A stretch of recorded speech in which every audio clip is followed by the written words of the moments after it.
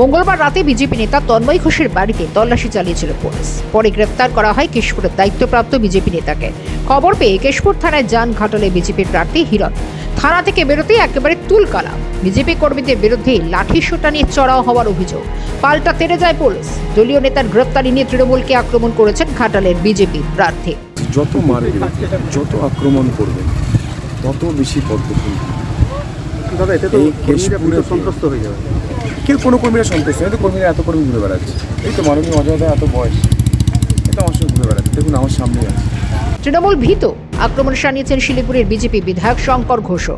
তৃণমূলের মূল সংগঠনে পরিণত হয়ে পুলিশ সারা মিদনাপুর জুড়ে তাণ্ডব শুরু করেছে এবং পুলিশের আশ্রয়ে তৃণমূলের দুষ্কৃতীরা যে কাণ্ড ঘটাচ্ছে, আজকে একজন সাধারণ মানুষ হিসেবে আমি বলবো যে রাজনৈতিকভাবে নির্বাচনে হেরে যাওয়ার ভয়ে এত মরিয়া।